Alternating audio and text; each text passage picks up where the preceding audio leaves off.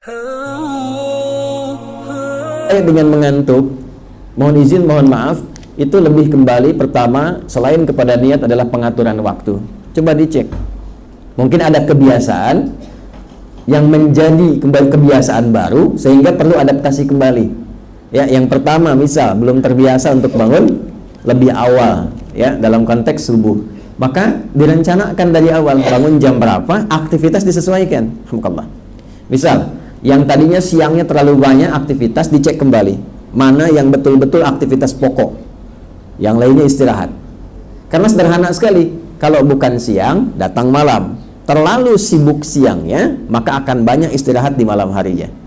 Terlalu sibuk malamnya, siangnya akan ngantuk. Ya, antum kalau malamnya terus aktivitas, pasti dia akan menuntut, fisik akan menuntut haknya untuk mendapatkan istirahat di siang harinya.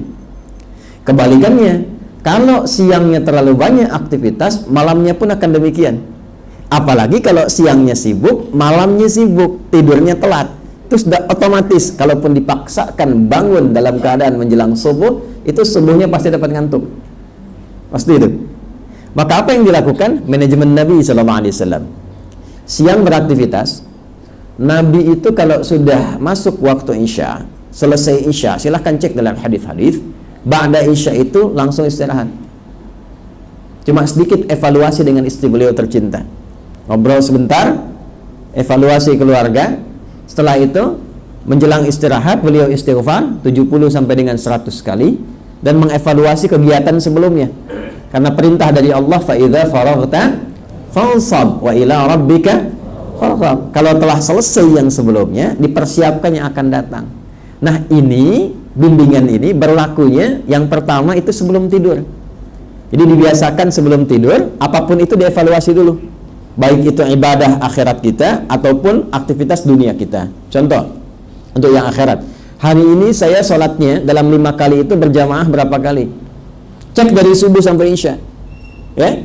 Bukankah keutamaan jamaah lebih baik daripada sendirian? Ya, sholatul jamaati afdalu min sholatil fardi bi 27 darajah. Salat jamaat lebih baik daripada salat sendirian. Berapa pahalanya? 27. Nah, kita sudah tahu 27 itu. Kemudian mohon maaf, dari subuh sampai dengan Isya berapa kali yang jamaah? Berapa kali yang sendirian? Misal, hari kemarin saya jamaahnya 4 kali, 1 belum. Satunya di waktu zuhur. Maka rencanakan, minta sama Allah supaya besok kita rencanakan zuhur berjamaah. Kalau perlu malamnya sudah dirinci. Subuh di masjid A, zuhur di masjid B, ya kan? Kemudian asar, maghrib sampai Isya. Saya tanya antum Jumatan hari ini akan di mana tuh? Hah? Kalau ya jelas di masjid ya, masa Jumatan di rumah? Pasti di masjid. Direncanakan masjid mana? Sehingga dengan perencanaan itu kegiatan jadi terukur. Itu tiap malam lakukan.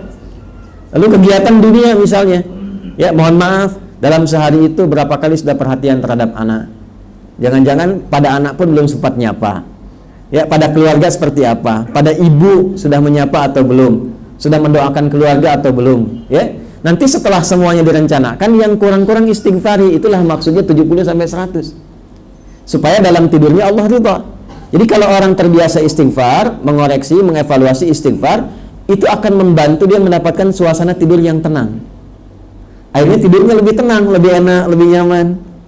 Diatur Nabi ba'da Isya demikian, paling-paling 15-30 menit selesai istirahat. Jadi kalau sekarang misalnya selesai setengah 8 salat Isya, jam 8 sudah istirahat. Bangun pertengahan malam.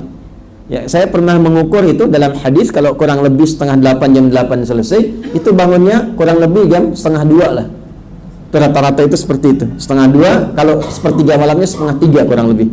Kalau kekinian setengah 5 subuhnya, setengah 3 jam 3. Itu kalau kita bisa lakukan dari jam 8, 9, 10, 11, 12, 1, ya, kemudian 2, kurang lebih 5, 6 jam itu standar untuk metabolisme tubuh.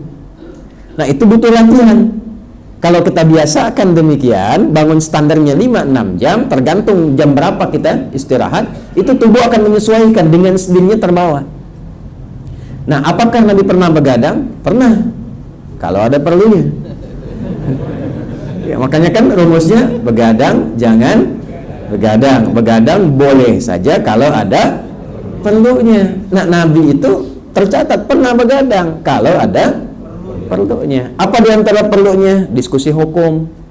Masih ada hukum-hukum yang didiskusikan dengan sahabat, ya. Dalam konteks berjihad misalnya, Nabi memberikan fatwa, Nabi memberikan bimbingan, itu kadang-kadang sampai lewat. Kalau kita sekarang jam 10, jam 11, ya.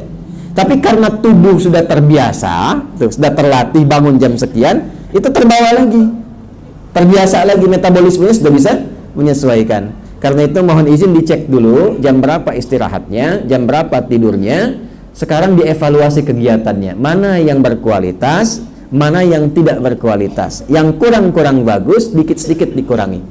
Kalau sudah terbiasa menghindari yang kurang-kurang bermanfaat, itu nanti akan masuk pindah kualitas, langsung ditetapkan oleh Allah kepada calon penghuni surga Firdaus.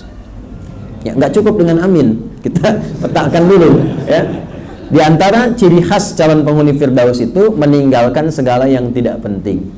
Ya, walladzina hum 'anil lagwi mu'ridun. Quran surah ke-23, surah Al-Mu'minun di ayat yang ketiga.